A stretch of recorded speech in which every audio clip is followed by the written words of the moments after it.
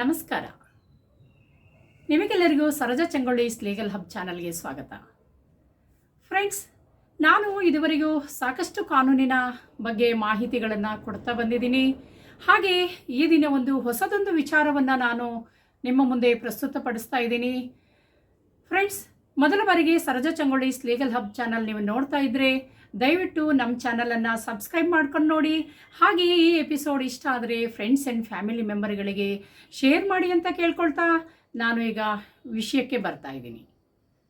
ತನಿಖಾ ಸಂಸ್ಥೆಗಳು ಅಂದರೆ CBI ಇರ್ಬೋದು, SIT ಇರ್ಬೋದು, ಪ್ರಾಸಿಕ್ಯೂಷನ್ ಇರಬಹುದು, ಇಲ್ಲವೇ ಪೊಲೀಸರು ವಕೀಲರನ್ನು ಯಾವುದೇ ಒಂದು ಪ್ರಕರಣಕ್ಕೆ ಸಂಬಂಧಪಟ್ಟಂತೆ ನೇರವಾಗಿ ಕರೆಸಿ ಸಾಕ್ಷಿ ಹೇಳಲು ಒತ್ತಾಯಪಡಿಸಬಹುದೇ ಎಂಬ ವಿಷಯದ ಬಗ್ಗೆ ಇವತ್ತು ನಾನು ಮಾತಾಡ್ತಾ ಇದ್ದೀನಿ. ಫ್ರೆಂಡ್ಸ್, ಕಕ್ಷಿದಾರರು ಬಂದಾಗ ನಾವು ಕಕ್ಷಿದಾರರಿಗೆ ಮಾಹಿತಿಯನ್ನು ಕೊಡಲಿಕ್ಕೆ ಸರ್ವಿಸ್ ಪ್ರೊವೈಡರ್ ಥರ ಕೆಲಸ ಮಾಡ್ತೀವಿ.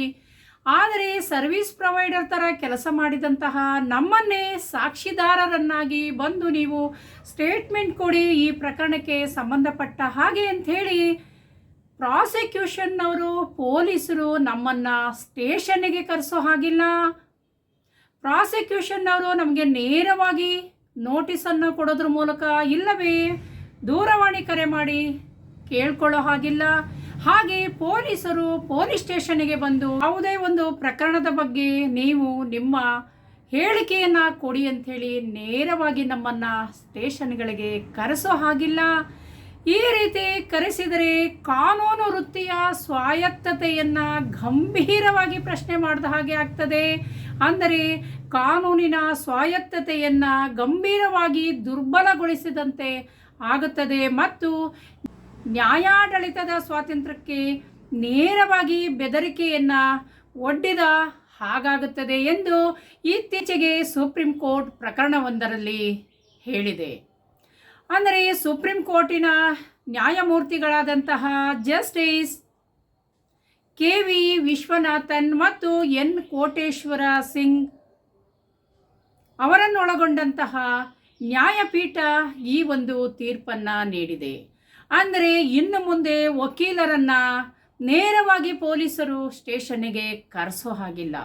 ಹಾಗೆಲ್ಲಾದರೂ ಕರೆಸಿ ವಿಚಾರಣೆಗೆ ಒತ್ತಾಯಪಡಿಸಿದರೆ ಪ್ರಾಸಿಕ್ಯೂಷನ್ ಮತ್ತು ಪೊಲೀಸರು ಕರ್ತವ್ಯ ಲೋಪದ ಅಡಿಯಲ್ಲಿ ವಿಚಾರಣೆಗೆ ಒಳಪಡಬೇಕಾಗುತ್ತದೆ. ಫ್ರೆಂಡ್ಸ್, ಹಾಗಾದರೆ ನಾವು ನಿರ್ಭೀತಿಯಿಂದ ಇನ್ನೂ ಕೆಲಸ ಮಾಡಬಹುದು.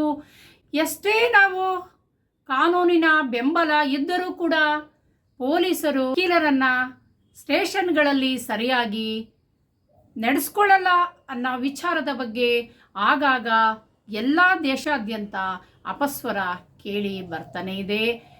ಆದರೆ ಪೊಲೀಸರು ಅದಕ್ಕೆ ಸೊಪ್ಪು ಹಾಕ್ತಾ ಇರಲಿಲ್ಲ. ಆದರೆ ಮಾನ್ಯ ಸುಪ್ರೀಂ ಕೋರ್ಟಿನ ಈ ಒಂದು ಆದೇಶದ ಮೇರೆಗೆ ನಾವು ಪೊಲೀಸರು, SIT ಅವರು, ಇತರೆ ಯಾವುದೇ ಒಂದು ತನಿಖಾ ಸಂಸ್ಥೆಗಳು ನಮ್ಮನ್ನು ಸಾಕ್ಷಿಗಾಗಿ ನೇರವಾಗಿ ನಮಗೆ ಒತ್ತಾಯಪಡಿಸಿದರೆ ನಾವು ಅವರ ವಿರುದ್ಧ ಕರ್ತವ್ಯ ಲೋಪದ ಅಡಿಯಲ್ಲಿ ದೂರನ್ನು ಕೊಡಬಹುದು ಅಂತ ಹೇಳ್ತಾ ಈ ವಿಡಿಯೋ ಮುಗಿಸ್ತಾ ಇದ್ದೀನಿ. Thank you for watching Saroja Changolli legal hub channel.